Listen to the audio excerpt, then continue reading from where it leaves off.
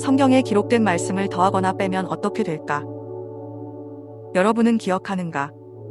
2007년 샘물교회 아프가니스탄 피랍 사건. 샘물교회 교인 19명이 당시 분쟁 지역인 아프가니스탄 단기 선교 목적으로 여행 제한이라는 정부의 경고도 무시하고 이슬람교 지역의 복음 전파를 위해 입국했다가 결국 현지 과격단체 탈레반에게 인질로 잡힌 사건이다. 다행히도 국가의 외교적 노력과 많은 자금을 투입하여 사살된 목사 2명 외의 인질들은 모두 구출될 수 있었다. 2004년 이라크에서의 김선일 씨 피랍 사건 또한 기억하는가? 김선일 씨는 분쟁 중인 이라크에서 미군과 연계된 무역회사의 직원으로 취업했다가 이라크의 무장단체에 납치되어 안타깝게 피살된 사건이다. 김선일 씨는 현지 교회에서 설교를 하는 등 여러 정황상 이슬람 지역에서의 선교가 목적이었을 것이라는 추측들을 한다. 왜 이런 위험들을 감수하면서까지 선교를 하려 하는 것일까? 일반 교회나 선교단체에서는 이슬람 지역으로 선교사를 알게 모르게 많이 파견하려 한다. 그러나 이들 나라들은 선교가 목적이라면 입국이 불어되기에 주로 취업비자를 이용 입국하여 선교들을 한다. 돈이 아닌 선교가 목적인 것이다. 신분을 숨기기 위해 이름을 바꾸거나 가명을 쓰면서까지 선교를 하려 한다. 내가 다니던 교회에서도 여러 번 목격하였다.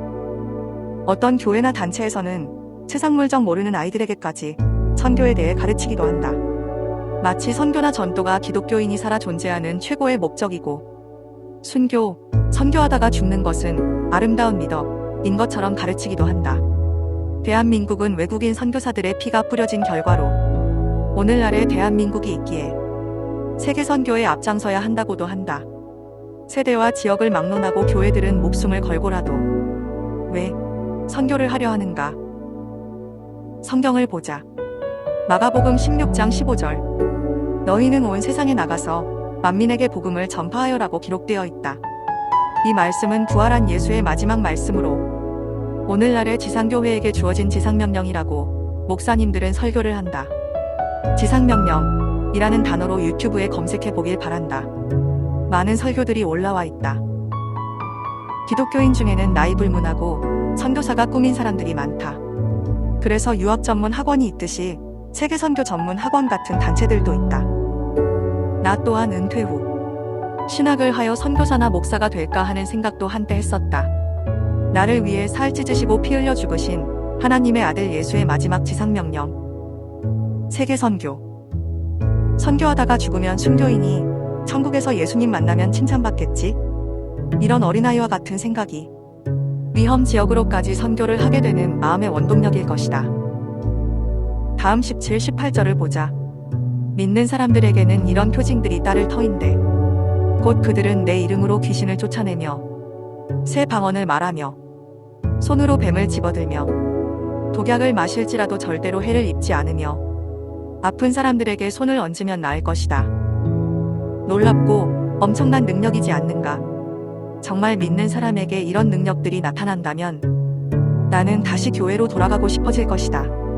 성경을 문자 그대로 믿던 미국의 어떤 목사님은 이 말씀에 의지하여 진짜 뱀을 집으려다 물려서 죽었다고 한다.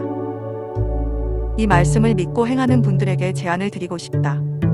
방언을 말하고 귀신을 쫓아내고 병을 낫게 하는 것은 타 종교에서도 하고 병원에서도 할 수 있는 것이니 이 능력 외 타종교에서는 아무도 흉내낼 수 없는 믿는 자의 표징, 주 예수의 이름으로만 가능한 말씀의 능력으로만 할 수 있는 기적. 굶주린 코브라 뱀 100마리를 통에 놓고 집어 올리기.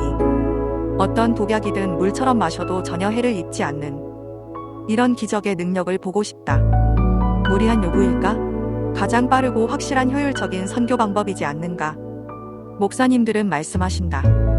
말씀에 의지하고 예수의 이름으로 하면 불가능은 없다고. 왜 이런 기적들은 나타내지 않는가?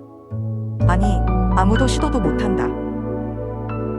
마가복음 16장 9절에서 20절까지는 기독교에서 아주 중요한 문장이다. 그러나 이 문장의 처음과 끝을 보자. 겹대괄호로 묶여있다.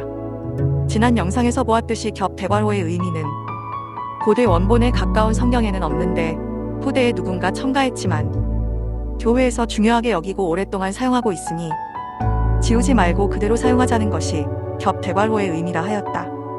결국 이 부분 역시 예수께서 친히 하신 말씀도 아닌데 후대에 누군가 거짓으로 예수께서 말씀하신 것처럼 첨가했다는 것이다.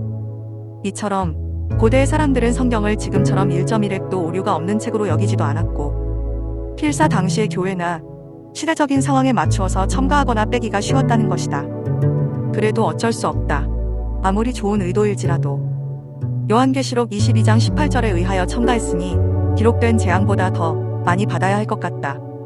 마가복음은 제일 처음 기록된 복음서로서 다른 복음서의 기초 원본이 되었다.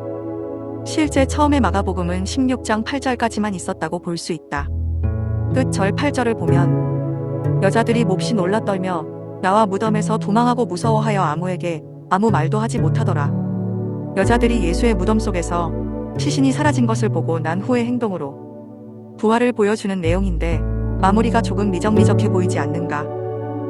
그래서 종교 지도자는 필사 당시에 미흡한 내용을 완전하게 하고 싶었을 수도 있지 않았을까? 8절에 이어 예수 부활의 증인, 마지막 유언의 말씀, 믿는 자에게만 주어진 특권, 마지막 승천하여 현재 어디에 계신가까지 첨부하여 멋지게 마무리를 하게 된 것일 것이다. 오늘날 기독교가 세계의 종교가 된 것도 첨가된 이 부분이 큰 역할을 하였으리라 판단된다. 고대에서 지금까지는 정치와 종교는 양립하여 서로 발전하였다.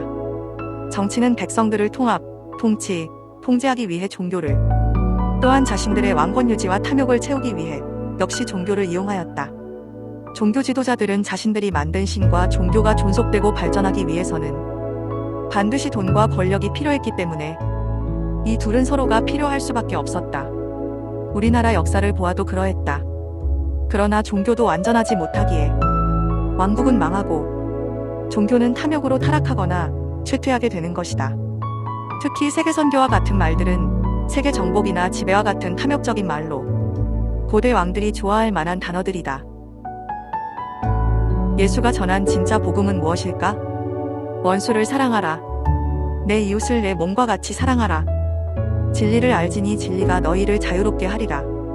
하나님의 나라는 너희 안에 있느니라. 하나님 말씀을 받은 너희가 신, God, 즉 하나님이다. 등 이런 진심 어린 말씀들이 진짜 예수의 복음이지 않을까?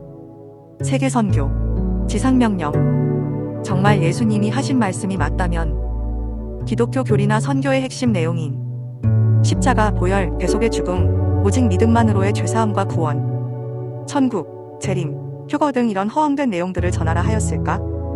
선교? 지금의 선교 행위는 제가 보기엔 참 예수를 회방하고 한 나라로의 문화 침탈로 밖에 보이지 않는데 여러분들은 어떻게 보이는지요? 진짜 선교란 예수께서 전하신 순수 복음, 조건 없는 사랑만을 전하고 행하는 것이 참 선교일 것입니다.